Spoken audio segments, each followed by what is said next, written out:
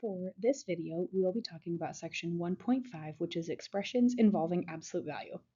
So to start here, we do have one vocab word to add to our list of vocab words for chapter 1 so far. Don't forget, you will have a vocab section on your test, so please, please, please make sure you're studying these vocab words. The one we have for today, though, is the absolute value of a number is its distance from 0 on a number line. I did make a note here, distance is always, always positive.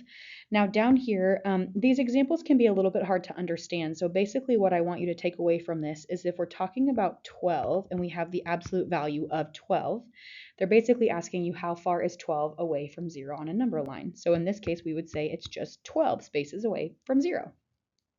Now over here, if we have the absolute value of -7, aka how far is -7 away from 0, we would just say that this is 7 spaces away. So at the end of the day, absolute value is always, always positive.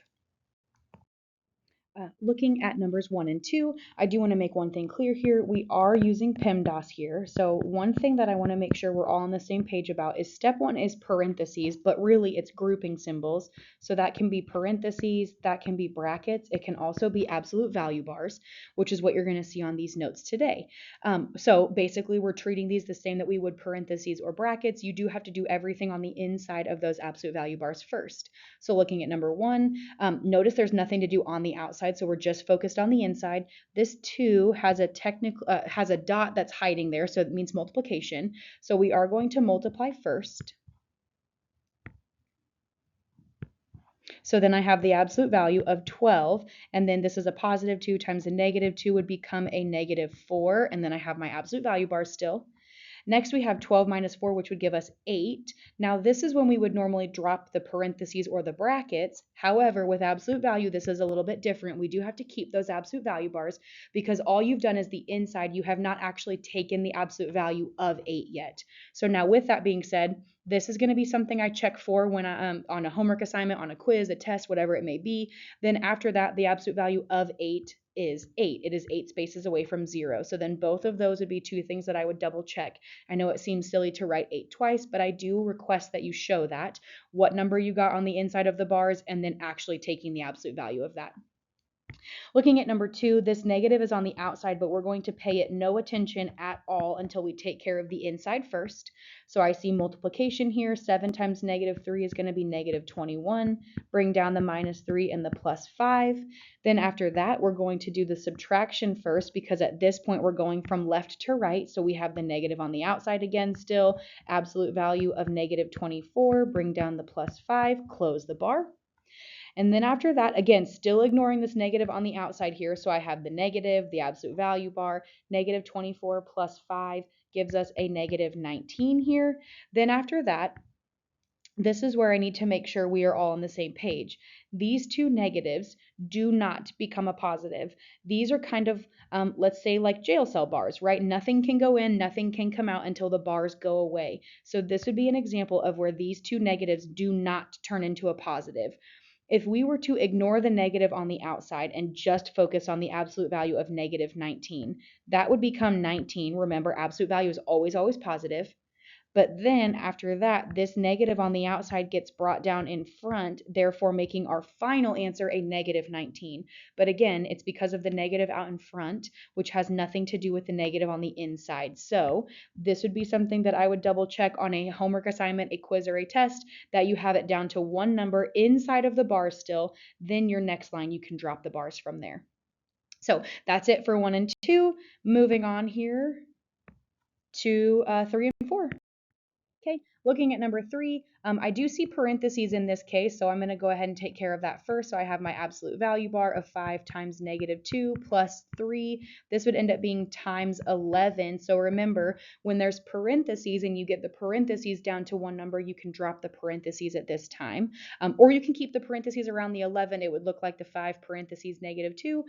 Either way, totally fine with me. But then after that, so after parentheses, I don't see any exponents. So I'm going to go ahead and take care of the two different types of multiplication here. or two different terms, sorry. And then I have 5 times negative 2 would be negative 10, and then plus 3 times 11 would be 33, still keeping my bars here. Then after that, I'm going to go ahead and do negative 10 plus 33, which would give me the absolute value of 23. And again, this would be the first thing I would double check is, do you have a singular number inside of the absolute value bars? Then after that, we can go ahead and take the absolute value of 23, which would just be 23. So again, both of those, plus all the other work, obviously all of that is expected to be shown, but I'm just trying to really emphasize the last two steps there. Looking at number 4, this 15 minus we are not going to do anything with until the very, very end. Again, remember, PEMDAS, we have to take care of these grouping symbols first. So the 15 minus we're going to ignore. On the inside, I'm going to go ahead and do this multiplication. So I get 2 minus 12 here. And then I have 15 minus the absolute value of 2 minus 12 would be negative 10. Now, again, this is a mistake that a lot of people will make. They want to go ahead and make two negatives a positive, but remember what we said earlier, these two bars here are like jail cell bars. Nothing can go in, nothing can go out until the bars actually get dropped. So I'm going to bring down the 15 minus, and then I'm just focused on the absolute value of negative 10. That would become just a regular 10, but then this minus sign is the one that got brought down. So really it's 15 minus 10, which would then end up being 5. So again, remember, two negatives in a row when there's an absolute value bar do not become a positive. You got to just make sure you evaluate the negative 10 first. So this would be that little star I've been putting on all of these problems. Make sure you evaluate the inside first. Then you can simplify anything on the outside at the end, but you cannot do anything on the outside with the inside as long as there are still bars there. Okay, moving on to the back side. Now looking at numbers 5 and 6, we do see that we have x is negative 4 and y is 5. If you remember, we do have to plug this in using parentheses here. So I have a negative absolute value. I'm plugging negative 4 in for x, close that absolute value bar, plus open up a new absolute value bar, and then we're plugging 5 in for y. Now, this is a problem where you could argue that the parentheses aren't necessary. What I don't like is like a 50-50 situation. So sometimes the parentheses are necessary, sometimes they're not, sometimes they make a change, sometimes they don't. I just don't love that. I like for things to work 100% of the time. So that's why I try to enforce having parentheses on every single problem. This would be one that, yes, I would agree with you. The parentheses are not necessary. So my second line, I like to just clean up as much as I can. So then in this case, that means dropping the parentheses for me. But remember, the parentheses for my class are required. I do ask that you show those parentheses. So then from here, again, people want to make these two negatives a positive, and they don't turn into a positive here. So if you remember, the absolute value of negative 4 is 4. Now, something I do want to talk about, you cannot add negative 4 and 5 together because they are stuck in their own bars. So if they're stuck inside of their own bars, we cannot combine them together. So then this negative 4 turns into a positive 4, but then this would be brought down and therefore become a negative 4. And then plus the absolute value of 5 is just 5. Then from here, now that we have no more absolute value bars, we can add negative 4 and 5 together to get 1 for our final answer. Looking at number 6, we have the absolute value of negative 4 in parentheses minus 5 in parentheses. Again, my first line to my second line, I'm just going to clean up whatever I can. In this case, again, I'm going to drop the parentheses. Nothing actually ends up changing here. Then the negative 4 minus 5, I can actually go ahead and do because they are grouped together in one set of absolute value bars. So I would get the absolute value of negative 9. Now remember, this is going to be the thing that I check to make sure you have on your homework assignment, quiz, test, whatever it may be. And then after this, the absolute value of negative 9 is just 9. Remember, absolute value is always, always, always positive. Okay, moving on. And then looking at number 7 here, I see this negative x. This would give me a negative on the outside, a negative 4 on the inside of my parentheses, plus the absolute value of negative 8, and then in parentheses, 5, and then close my absolute value bars. Now from here, I am going to go ahead and clean up these two negatives in a row. This would be an example where the parentheses are actually necessary because the number does change value. It goes from being a negative 4 to being a positive 4 because these two actually become a positive because they are only separated by a parenthesis. So that is okay to say that two negatives in a row make a positive. If you really think about it, this is a negative 1 here times negative 4. Two negatives makes a positive. Then plus on the inside, I'm going to go ahead and say that that's the absolute value of negative 40. Go ahead and multiply. Now, I cannot drop the bars. Again, I will double check that this is there, but now that I have it down to one number, I'm going to go ahead and take the absolute value of negative 40 to give me a positive 40. and then bring down my plus 4 here, and then 4 plus 40 would give me a final answer of 44. Now on number 8, we are going to talk about this, and it might be a little bit drawn out, but when I go to plug things in here, I have -4 inside of parentheses plus 5, close my bars. This 5 is being multiplied to the absolute value bars. So what you have to understand is that eventually this whole inside is going to become one number. So we're eventually going to have 7 minus 5 times a number.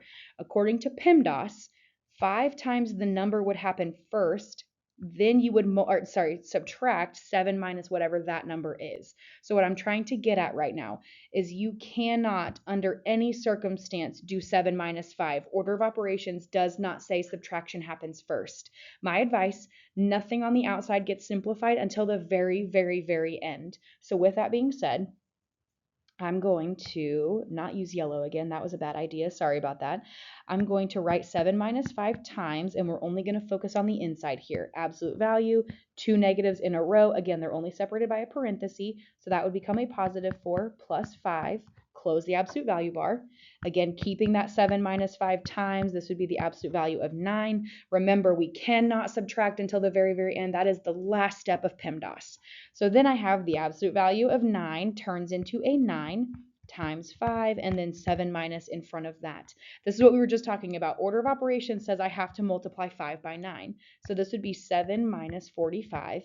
And then therefore we would end up with a -38 here. So you can see what would happen if you did 7 minus 5 and got 2. You would have 2 times 9, which would be 18, which is most certainly not the number we got here. So that is something that I have to really, really stress here. 7 minus 5, you do not ever do actually at any point in time. It ended up being 7 minus 45. So you've got to be very, very careful of that.